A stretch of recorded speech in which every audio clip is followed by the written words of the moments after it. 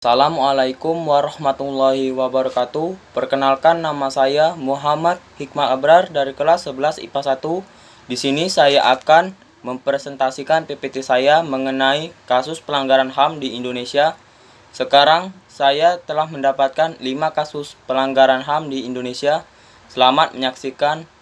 Kasus yang pertama, kasus Marsina. Hak yang dilanggar hak hidup.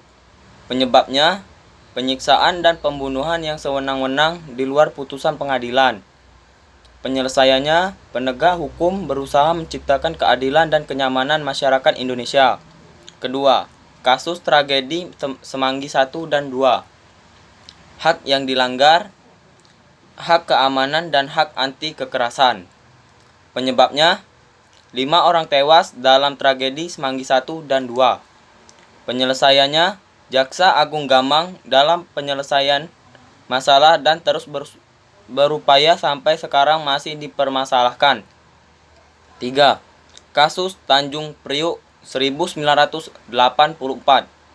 Hak yang dilanggar, hak asasi kelangsungan hidup, hak dalam memperjuangkan haknya, hak untuk bebas dari penyiksaan yang merendahkan derajat martabat manusia. Penyebabnya, menolak pengurusan makam. Penyelesaiannya, jika melakukan demonstrasi, seharusnya kedua belah pihak agar menahan emosi, agar tidak terjadi hal-hal yang tidak diinginkan. Yang keempat, kasus pembunuhan Munir. Hak yang dilanggar hak hidup. Penyebabnya, kematian Munir karena diracun. Penyelesaiannya, tersangka dipenjara 20 tahun. Yang kelima, kasus bom Bali. Hak yang dilanggar hak untuk hidup. Penyebabnya, terjadinya terorisme di Bali. Penyelesaiannya, menghukum pelaku bom seberat-beratnya. Itulah presentasi 5 kasus pelanggaran HAM di Indonesia dari saya. Sekarang, tugas yang kedua mengenai identifikasi pelanggaran HAM yang terjadi di sekitar tempat penelitian. Kejadian kronologi. Persoalan kejahatan merupakan kejadian yang paling menyolok terjadi yang dirasakan oleh masyarakat pada akhir-akhir ini. Rasa ketentraman dan kesejahteraan masyarakat sedikit banyak terganggu. Salah satu bentuk tindak kejahatan yang semakin hari semakin meningkat kuantitasnya maupun kualitasnya adalah tindak pidana pencurian kendaraan bermotor roda 2 atau curanmor. Hal ini pun terjadi pada siang hari saat hujan lebat di lingkungan sekitar tempat tinggalku. Motor salah satu seorang warga hilang saat diparkir di halaman depan rumah. Warga yang sadar saat motornya hilang segera mengecek CCTV rumah. Dan tampak dalam CCTV pelaku berjumlah 2 orang yang diperkirakan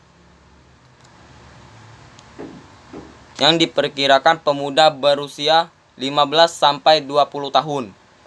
Berbekal CCTV itu, warga tersebut melaporkan kejadian itu ke pihak kepolisian. Penyebabnya, 1. Faktor ekonomi, 2. Faktor lingkungan, 3. Faktor kelalaian masyarakat. Upaya pemerintah secara preventif dalam penegakan HAM. 1. Menanamkan nilai-nilai atau norma-norma yang baik dalam pribadi seseorang. 2. Pihak kepolisian memberikan penyulukan kepada masyarakat agar lebih peka terhadap setiap yang terjadi. 3. Memberikan penyuluhan kepada para juru parkir. 4. Mengadakan ronda malam atau siskamling. 5. Membuat spanduk-spanduk yang berisi himbauan terhadap masyarakat. Upaya pemerintah secara represif dalam penegakan HAM. 1. Melakukan penindakan terhadap pelaku curanmor. 2. Memutuskan mata rantai penadah barang curian. 3. Saran kepada pemerintah yang terkait dalam peningkatan kesejahteraan.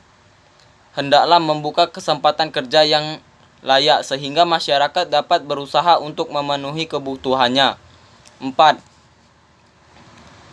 Kepada masyarakat luas agar selalu berhati-hati sehingga dapat memperkecil gejala-gejala timbulnya tindak pidana curanmor.